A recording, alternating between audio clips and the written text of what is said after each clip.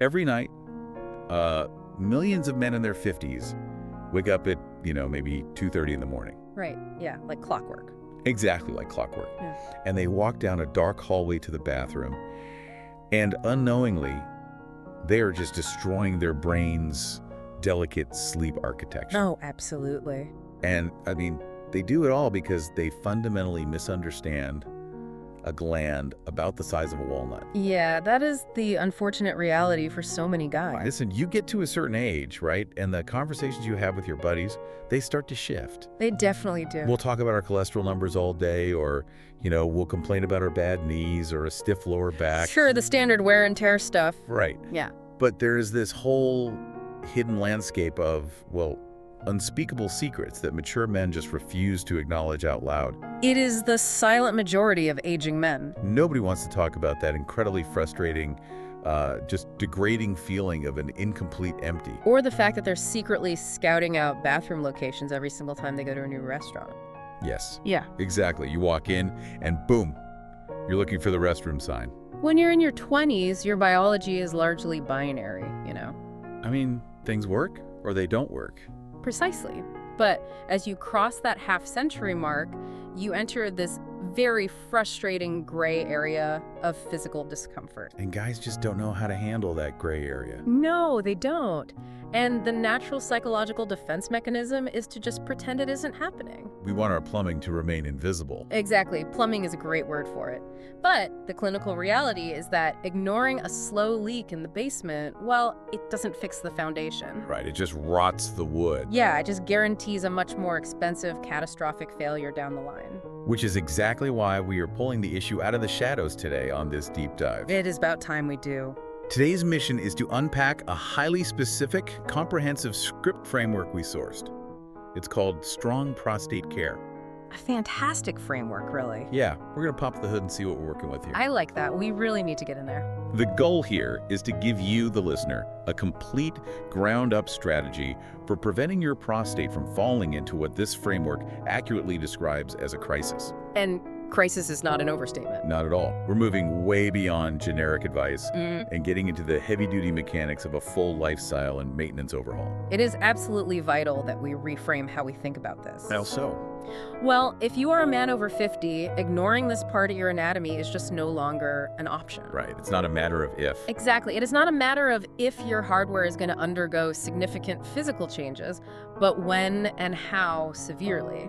And that's what's so great about the source material today. Yes. What this framework provides is a systematic approach. A really coordinated one. A highly coordinated strategy involving targeted diet, mechanical hydration, structural exercise, and strict medical adherence. It's the whole package. That system is the key to maintaining your dignity and your quality of life. Because living reactively, just waiting for a urinary emergency to strike. It is a miserable and entirely preventable way to live. All right, so let's get right into the foundational layer. Because before we can start fixing structural issues or talking about medication, we have to look at the fuel. The fuel we are constantly running through the system. Exactly. This framework opens with a very strict dietary traffic light system. Green lights and red lights. Right. And for the green light side, it leans heavily into this concept of 3 golden nutrients. Which is a fascinating concept. Okay, let's unpack this. Now, the source material specifically guards the exact names of these nutrients for its own program. Right, they keep that close to the chest. Yeah, but what I want to zero in on is the concept of requiring highly targeted golden nutritional maintenance in the first place. That's the real takeaway here. Why does the prostate, this one tiny gland, need such aggressive, specialized biochemical armor? Compared to something massive like your liver or your lungs. Exactly. Why is the prostate so needy? Well, to understand the vulnerability of the prostate, you have to look at its evolutionary biology, and its daily metabolic workload. Okay, lay on me. The prostate is not just a passive piece of tubing that urine happens to flow through. Right. It's not just a PVC pipe. No, not at all. It is an incredibly active, metabolically demanding chemical manufacturing plant. A manufacturing plant. Okay. From an evolutionary standpoint, its primary function is to produce a significant portion of the seminal fluid. The fluid that protects and nourishes the sperm. Yes, Yeah. and transports it. That fluid requires a massive concentration of very specific enzymes, proteins, and minerals to be synthesized continuously. So it's basically running industrial machinery 24/7 to produce this specialized fluid. Continually. And any manufacturing plant that runs around the clock generates an enormous amount of byproducts. Waste material. Exactly. Yeah. In cellular biology, we call that metabolic exhaust or oxidative stress. Oxidative stress, right? Over decades, this constant cellular turnover, well, it's combined with its exposure to massive local hormonal shifts. Like testosterone changing. Yes, particularly the conversion of testosterone into much more potent and aggressive forms right there within the gland itself. Oh, wow. So it's happening locally. Yes, and that creates an intense localized environment of stress. Yeah. The tissues are under constant bombardment from free radicals. I mean, it's like a high-performance engine that naturally runs incredibly hot. That is a perfect analogy. If you don't put in a very specific high-detergent synthetic oil, the friction is just going to tear the cylinders apart. That is the exact mechanism at play here. So these nutrients act like that synthetic oil. Yes, the golden nutrients this framework conceptualizes aren't your standard run-of-the-mill daily multivitamin. Right, we're not talking about a generic gummy vitamin here. No, we are talking about targeted dietary compounds, specific antioxidants, heavy-duty anti-inflammatories, and enzymatic cofactors. And they act as a specialized security detail for the prostate. Precisely. They penetrate the tissue and act as chemical shields. That makes a lot of sense. They actively scavenge and neutralize that metabolic exhaust before those free radicals can damage the DNA of the prostate cells. Which would trigger erratic growth or, severe inflammation. Exactly. So that is your green light maintenance. Okay, so the green light nutrients are doing the active cleanup job on the cellular floor. Right. But then we have the exact opposite end of the spectrum, which brings us to the red light foods. The hazards. Yeah, the urologist who contributed to this source framework issues a very stark warning. And it is a warning men need to hear. They point out 3 broad categories of food that can, well, in their words, directly jam up the prostate. Jam up is a very accurate clinical descriptor, honestly. And I want to get away from the generic advice of, oh, junk food is bad for you. Right, this is much more specific than that. Because the framework treats these specific foods as absolute hazards, not just something you should eat in moderation. How exactly does eating a bad meal end up immediately strangling the plumbing in your pelvis? Well, what's fascinating here is it comes down to the physiology of chronic, low-grade systemic inflammation. Systemic inflammation. When this framework warns against these red light dietary categories, it is referring to compounds that your body chemically recognizes as foreign invaders. Like what? What are we talking about here? We're looking at things like trans fats, highly advanced glycation end products, which you get from charred meats or excessive refined sugars. Oh, right, the good stuff. Unfortunately, yes. And highly processed chemical preservatives. Got it. When those compounds hit your bloodstream, they don't just sit there. They bind to receptors in your vascular system and trigger the release of cytokines. Cytokines. Okay, so these are the chemical alarm bells telling the immune system to send in the troops. Yes, they sound the alarm, and the result to that immune response is inflammation. Which is normal, right? Like if you hurt yourself. Yes, normally. Now, if you get localized inflammation in a joint, say your knee, the tissue swells up, it gets a little stiff, maybe a bit hot and achy. Right, you take an anti-inflammatory and you limp through your day. Exactly. But the anatomical location of the prostate makes inflammation disastrous. Why is that? Because the prostate completely wraps around the urethra. Which is the primary tube that carries urine out of the bladder and out of the body. Yes. So it's essentially a donut wrapped tightly around a very thin straw. A donut around a straw is a great visualization. And here is the critical mechanical detail, okay? Okay. The prostate gland is surrounded by a tough, fibrous outer capsule. It is not very elastic. Wait, really? It doesn't stretch? Very little. So when those inflammatory red light foods cause the interior tissue of the prostate to swell, that tissue cannot expand outward. Oh, wow. I see where this is going. The rigid outer capsule forces all of that swelling inward, directly crushing the urethra. So it's not like a clogged pipe where, grease builds up on the inside. No. The walls of the pipe itself are violently swelling shut. Yes.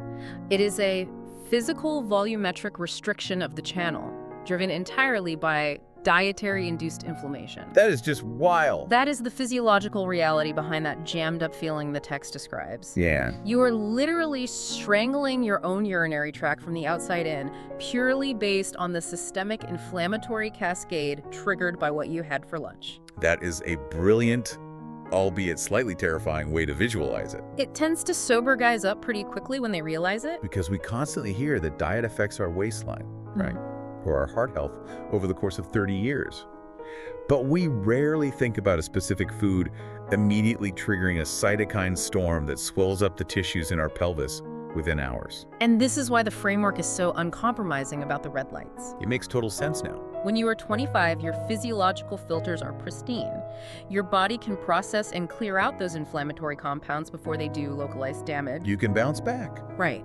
But at 55, your systemic resilience is lower, and the inflammation naturally pools at the weakest point in the system. And for a mature man, that weak point is almost universally the prostate. Almost universally, yes.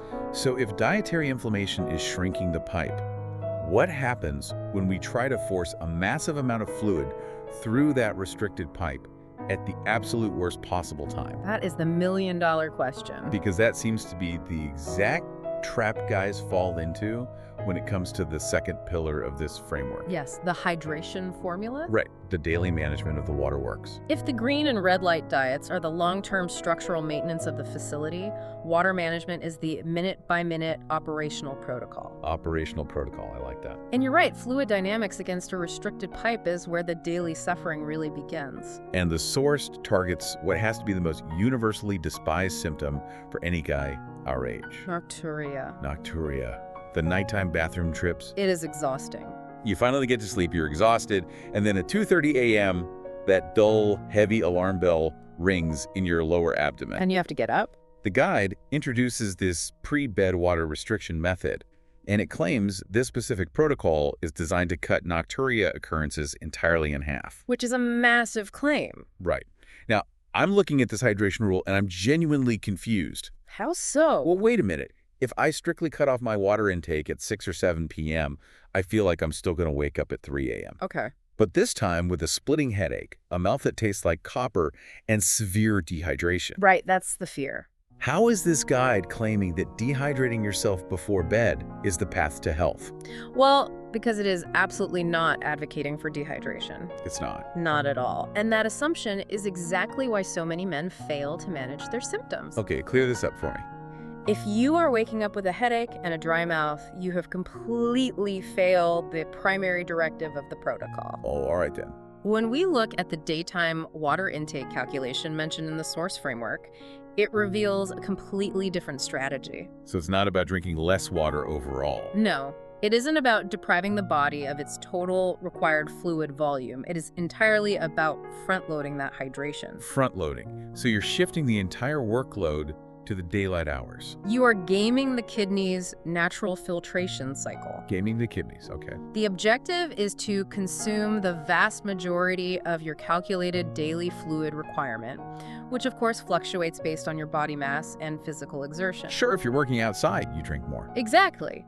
But you want to consume that volume between the moment you wake up and roughly the late afternoon. So you're getting it all in early. You are systematically saturating the cellular environment, giving your kidneys a massive volume to process, and flushing the bladder continuously during the hours when it is socially and physically convenient to walk to a restroom. Okay, so you are intentionally topping off the systemic hydration tank early in the day. Yeah. By the time evening rolls around, your baseline cellular needs are fully met, so you don't actually crave that massive glass of water at 8 p.m. anyway. Precisely. Your body isn't thirsty because it's fully hydrated. That's a huge distinction. When you implement the pre-bed restriction method, you are simply ensuring that your kidneys aren't actively filtering a large bolus of new fluid while you are trying to sleep. You're letting the factory shut down for the night. You are making sure the bladder isn't rapidly filling and putting physical pressure on that inflamed prostate while your brain is desperately trying to shut down for the night.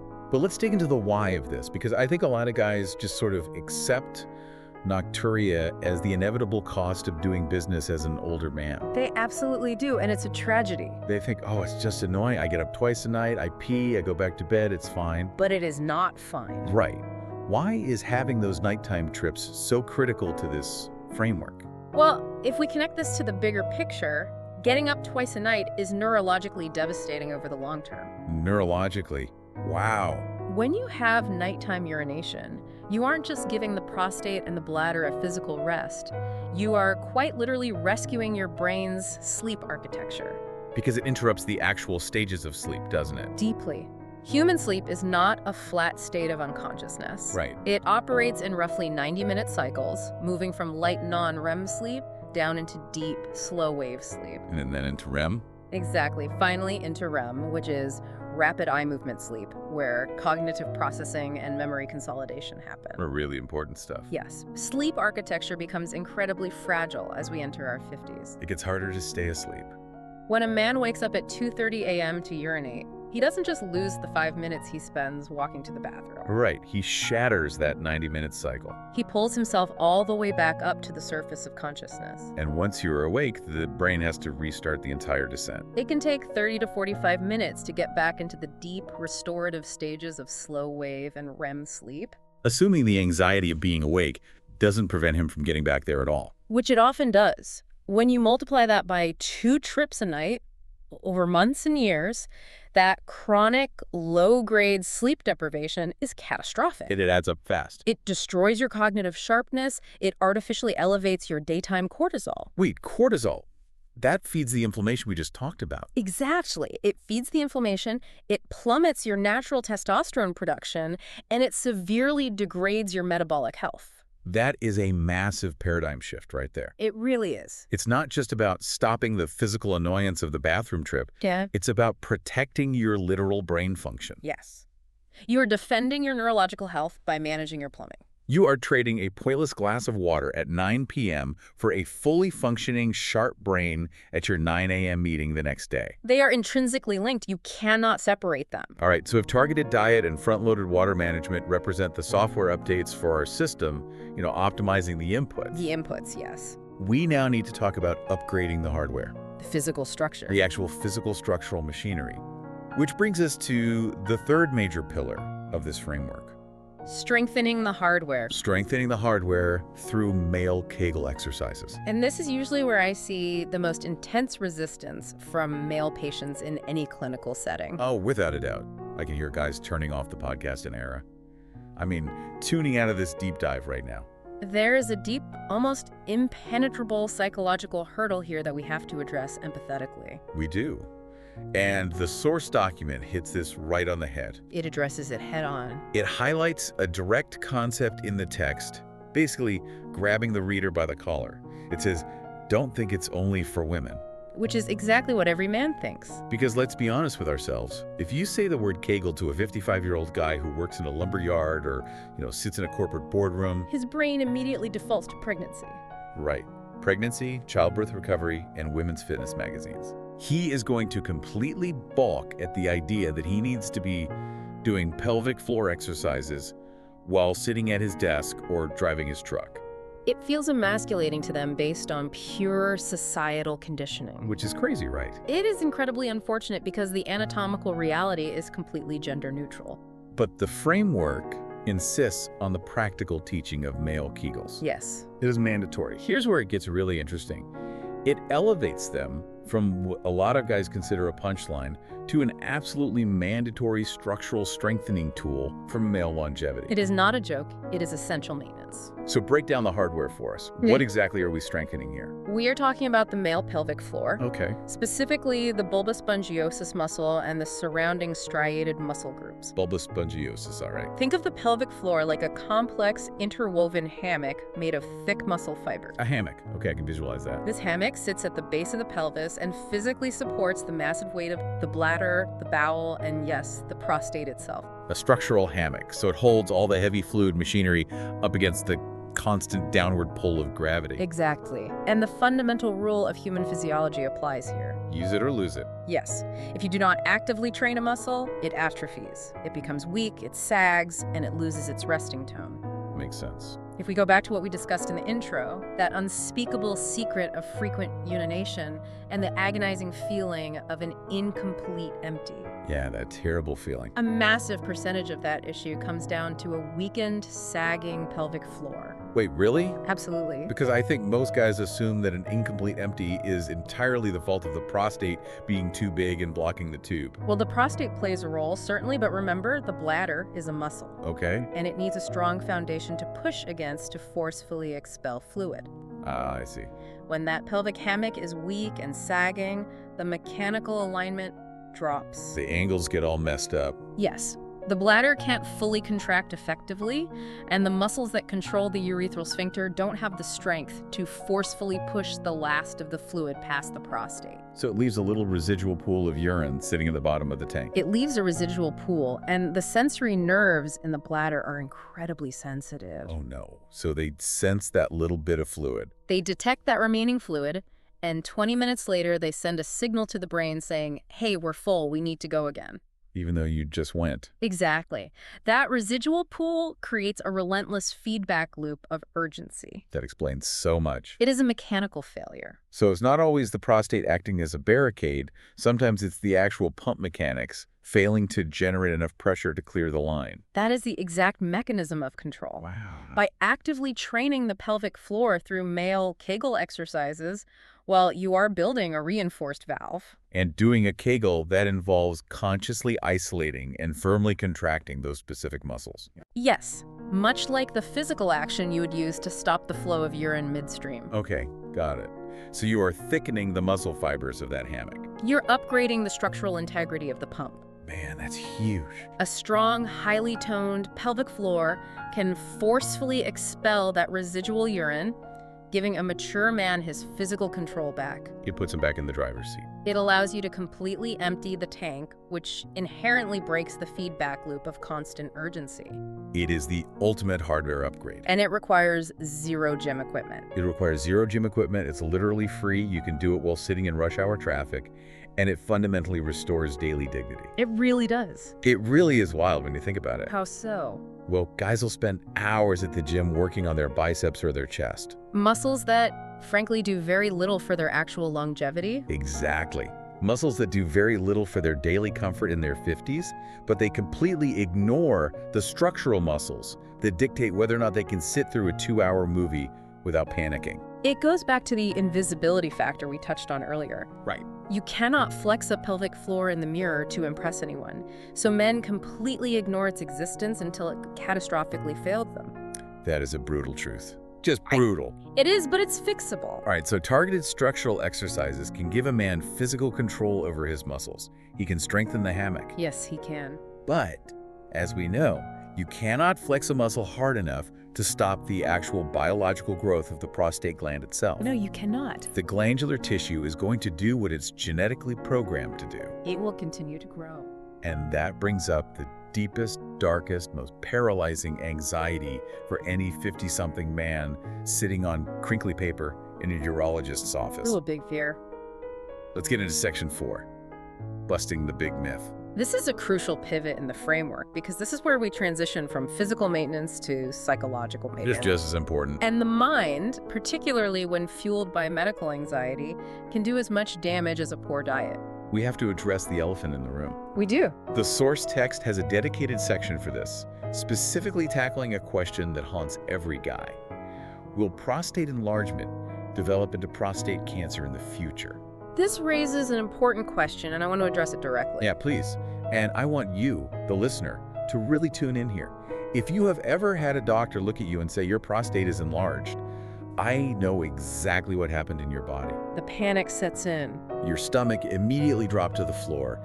Your ears probably started ringing. It is a terrifying moment for them. Because in our modern society, whenever we hear that a mass of cells inside our body is enlarging or growing or abnormal, our brain instantly screams one word. Cancer. Cancer. And that quiet internal panic is palpable in clinical settings. I can only imagine. Men hear the word enlarged and they immediately assume they have boarded a one-way train to oncology. It's just an automatic association. It is. How much of the suffering associated with aging men's health is purely driven by this misinformed, terror-inducing medical anxiety? So let's parse the biology out right now. Let's bust the myth right now so guys can breathe. Let's do it. What is actually happening? when a prostate enlarges? We have to draw a hard, impenetrable biological line between benign enlargement, which is clinically known as benign prostatic hyperplasia, or BPH. Okay, BPH. Yes, we have to draw a line between BPH and malignant cancer. They are two fundamentally chemically different biological processes. Yeah. Benign enlargement is largely considered a standard, almost inevitable physiological part of male aging. Like getting gray hair or losing skin elasticity. Exactly. It is driven primarily by changes in hormone balances over decades. Just normal wear and tear on the hormonal system. Specifically, there is an enzyme in the prostate called 5-alpha reductase. Okay, 5-alpha reductase. As men age, this enzyme continues to convert circulating testosterone into a much more potent hormone called dihydrotestosterone, or DHT. DHT, The right? prostate tissue is highly sensitive to DHT. As DHT accumulates within the gland over the years, it sends continuous signals to the cells to multiply. And this is the hyperplasia part of BPH. Yes. The cells multiply, and the overall volume of the gland gets larger. So it's literally just more of the exact same normal cells. Yes. It's like a muscle getting bigger because you're feeding it testosterone. It's just happening to a gland. That's the crucial distinction right there. Those cells are perfectly normal. They're just doing their thing. They are just behaving enthusiastically because of the DHT. They are not mutating. Okay. They do not have damaged DNA. They are not invading the surrounding tissue walls. And they are absolutely not breaking off and traveling through the bloodstream to colonize other organs. Right, which is what cancer does. Exactly. Prostate cancer, on the other hand, is driven by a malignant mutation. It's a completely different cellular mechanism. Entirely different. Cancer is a rogue cell that has sustained DNA damage, often referred to as dysplasia or neoplasia, Okay. and it has lost its programmed instruction to die off. It begins to aggressively replicate mutated non-functional cells that actively destroy healthy tissue. So just because you have a large, bulky prostate caused by 50 years of DHT accumulation, Yes. that does not mean those normal cells are suddenly going to flip a genetic switch and become cancerous. They do not. BPH does not cause cancer, nor does it eventually turn into cancer over time. That is a massive relief. Now, you can certainly have both conditions simultaneously, which is exactly why regular, age-appropriate medical screenings and PSA blood tests are vital. You still have to check under the hood. Always. But one process does not morph into the other. That is incredibly clear. And it is incredibly insightful that this source framework takes the time to aggressively debunk this myth. Yeah, I was going to ask about that. Yeah. Why do you think a care guide focused on lifestyle and plumbing spends so much real estate on this specific psychological point? Because reducing psychological stress is a physical medical intervention. Right, physical intervention. Yes. Chronic fear and anxiety elevate the body's production of cortisol. Ah, right. We mentioned cortisol earlier. Cortisol is a stress hormone that, when chronically elevated, suppresses the immune system and heavily fuels systemic inflammation. Oh, man. Which, if we connect it all the way back to our discussion about the red light foods, It makes the physical swelling of the prostate exponentially worse. it absolutely does. That is a brutal feedback loop. Eh. Your physical symptoms cause anxiety. Yes. The anxiety spikes your cortisol. The cortisol causes pelvic inflammation, which restricts the urethra even more, Causing worse physical symptoms. which causes more anxiety. You're trapped in a biochemical panic room. You are. And furthermore, men shouldn't let the paralyzing fear of a potential cancer diagnosis prevent them from seeking basic treatment for simple, benign enlargement. Because they just avoid the doctor entirely. Countless men suffer in silence, waking up 4 times a night and severely damaging their bladders with BPH simply because they are terrified the doctor will say the C word. Once you truly understand that benign enlargement is just a structural plumbing issue, A standard part of the aging process. exactly, it frees you up psychologically to go get the damn plumbing fixed without fear. It gives you permission to seek help. Just a structural plumbing issue. I think that phrase alone is going to help a lot of guys sleep better tonight. I certainly hope so. It takes the boogeyman out of the room. But following the relief that enlargement isn't automatically a death sentence, we do have to acknowledge the clinical reality. Which is? Enlargement does often require serious medical treatment. Yes, it frequently does. The hammock exercises and the green light nutrients are amazing for maintenance and prevention, but they can only do so much if the gland has already doubled in size due to a decade of DHT accumulation. Prevention only gets you so far if the house is already on fire. Right.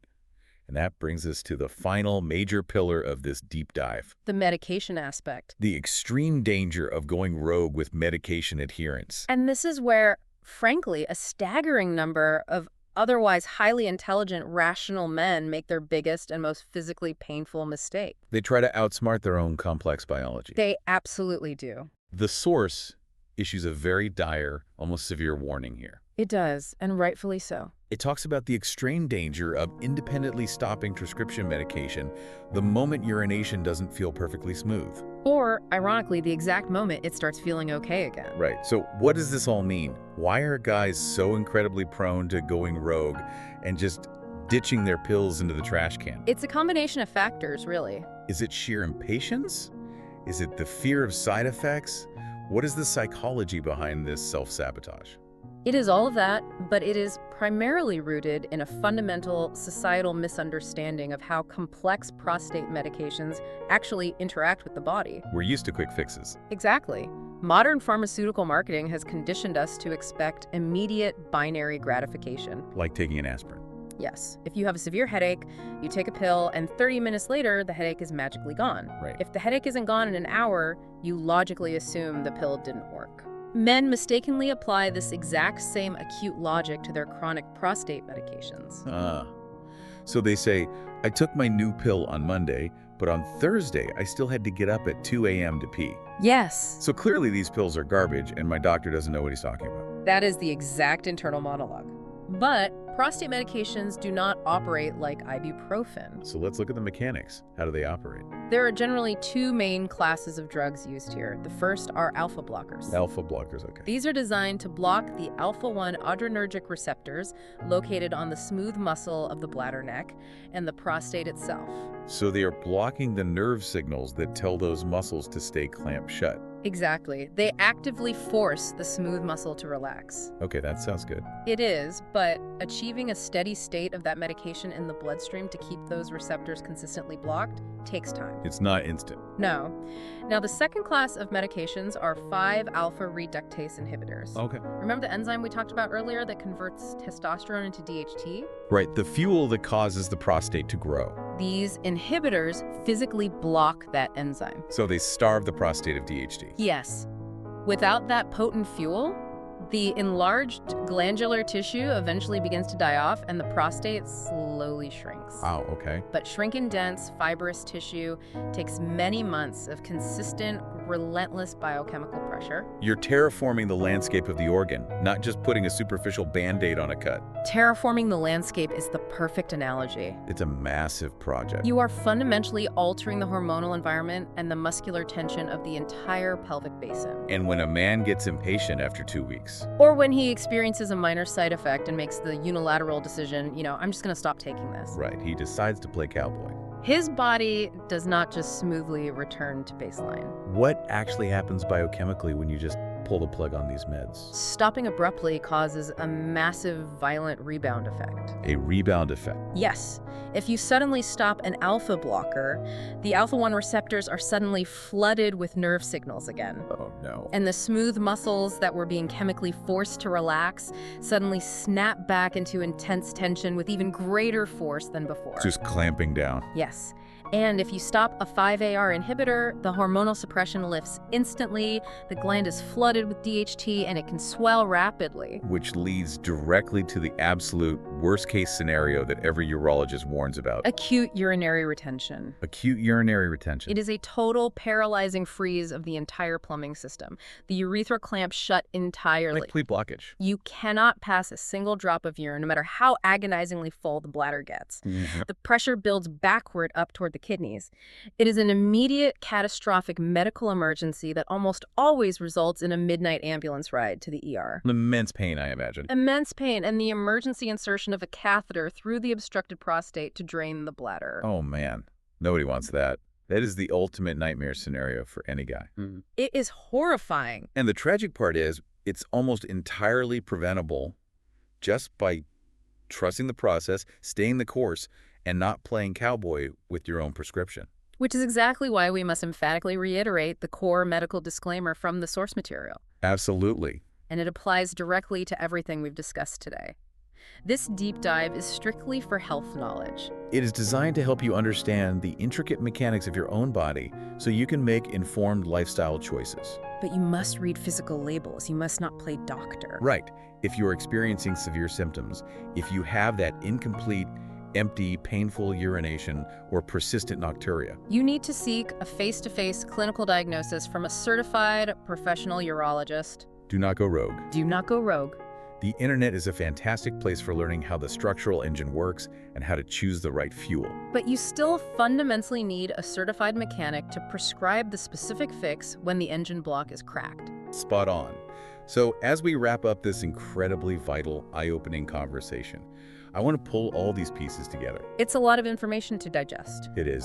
I want to reference the 3-step core summary that the Strong Prostate Care Framework uses to close out its own guide. It brings it all home perfectly. We've talked deeply about the software, Right, the daily lifestyle adjustments. maximizing those cellular armoring green light nutrients, ruthlessly avoiding the inflammatory red light foods that swell the tissues. And mastering the front-loaded hydration formula to rescue your brain's sleep architecture. Yeah, that hydration piece is just game-changing, We've also addressed the physical hardware.